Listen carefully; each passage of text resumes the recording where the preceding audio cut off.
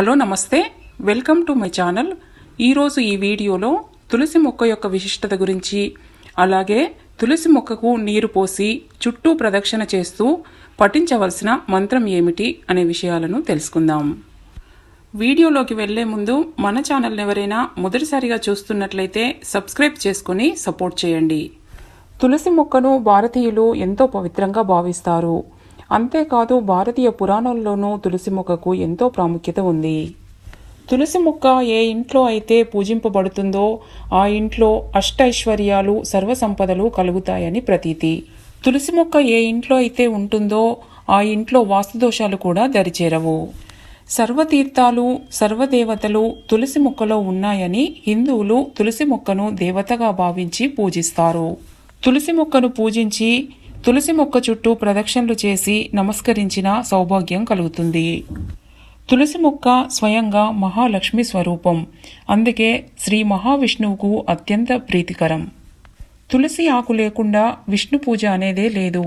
విష్ణు భగవానుడి నివేదనలో చరణామృత పంచామృతాలలో తులసి ఆకులు తప్పనిసరిగా ఉంటాయి।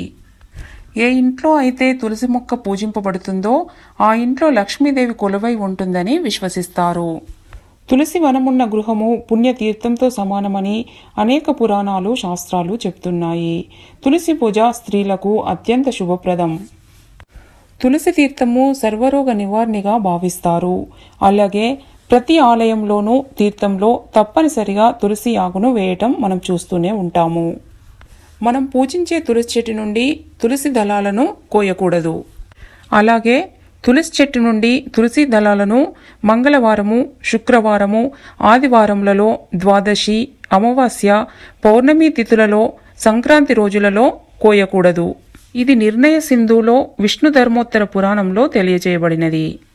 హిందూ ధర్మంలో తులసి పూజకు ప్రత్యేక ప్రాముఖ్యత ఉంది। అలాగే హిందువుల ప్రతి ఇంటిలోనూ తులసి మొక్క అనేది ఉంటుంది। ఇంతటి పరమ పవిత్రమైన తులసి మొక్కకు నీరు పోసి ప్రదక్షిణ చేస్తూ పఠించవలసిన మంత్రము ఏమిటంటే యన్మూలే సర్వతీర్థాని యన్మధ్యే సర్వదేవతః యదాగ్రే సర్వవేదాచ్చ తులసి త్వాం నమామ్యహం। ఈ శ్లోకం యొక్క అర్థం ఏమిటంటే శ్రీ మహాలక్ష్మి నారాయణ స్వరూపమైన తులసి మొక్క మూలంలో అంటే క్రింది భాగంలో సర్వతీర్థాలు అంటే పుణ్య నదులు పుణ్యక్షేత్రాలు ఉంటాయి। తులసి మొక్క మధ్య భాగం నందు సమస్త దేవతలు కొలువై ఉంటారు। తులసి మొక్క పైభాగంన సర్వవేదాలు ఉంటాయి। తులసి మొక్కలో అన్ని పుణ్యతీర్థాలు సకల దేవతలు సర్వవేదాలు ఉన్న తులసికి నేను నమస్కరిస్తున్నాను అని ఈ శ్లోకం యొక్క అర్థం। సర్వతీర్థాలు సకల దేవతలు సర్వవేదాలు ఉన్న తులసి మొక్కకు నీరు పోసి ఆ పుణ్య జలాన్ని తలపై చల్లుకుంటాము। ఇలా చేస్తే మనం తెలిసి కానీ తెలియక కానీ ఇప్పుడు కానీ పూర్వజన్మలో కానీ చేసిన పాపాలన్నీ తొలగిపోయి సౌభాగ్యం సిద్ధిస్తుంది।